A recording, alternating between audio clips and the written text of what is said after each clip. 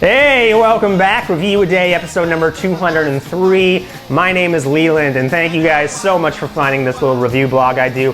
Head over to nitpickit.com and check out episode number 67 of the Nitpick It podcast. We review Iron Man 2, Babies, and every single week we do a Lost recap. So if you're a Lost fan, make sure to listen because we discuss it every goddamn week. Also, Dampercast episode number 52 is out. We put our second inductee in the Yes List Hall of Fame. So to see who was one of the most important people in the United States, make sure to head over to dampercast.com. Both of the podcasts available on iTunes. I thank you in advance. It is one light week at the movie theaters this week. I have no interest in Robin Hood, Letters to Juliet, Just Right, the Queen Latifah physical therapy romantic film. My two favorite things, Queen Latifah and physical therapy.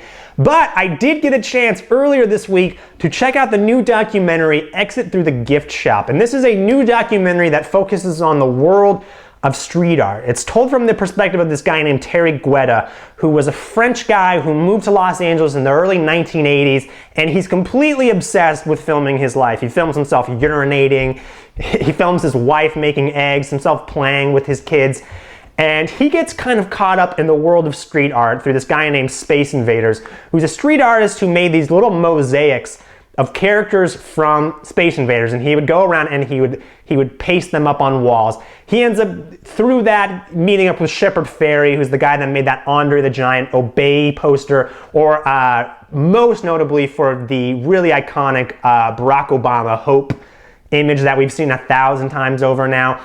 And Terry Guetta, this guy, ends up meeting Banksy, who's one of the world's most renowned street artists. He's had pieces of art in post-Katrina walls and in the Middle East, and no one really knows exactly who this guy is. And the documentary ends up kind of switching when Banksy suggests that Terry have an art show of his own, and the documentary kind of becomes about the documentary itself, which is great. I love when documentaries do that. There's a lot of talk with this documentary as to whether or not it's completely authentic, whether parts of it are staged or scripted. And I really couldn't give less of a shit as to whether or not this documentary is true.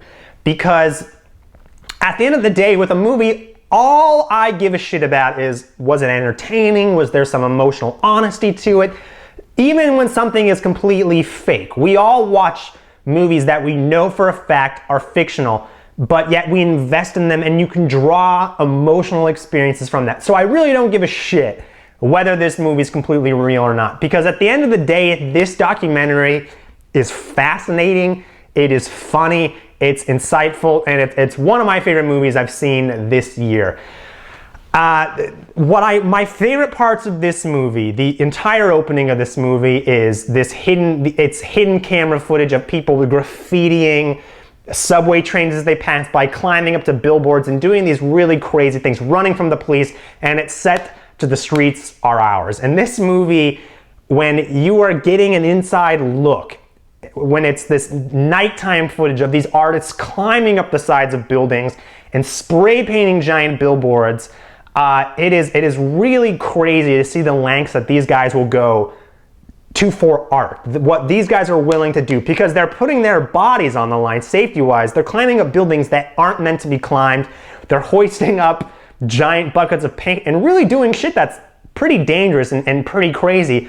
And at the same time, what they're doing is absolutely illegal. And I think it's interesting to watch this documentary because I'm sure there are people who will watch this and maybe not even consider what they're doing as art. And if you're someone who really doesn't think street art could ever be anything besides graffiti, see this movie because it really will give you an entirely different perspective on the scene itself.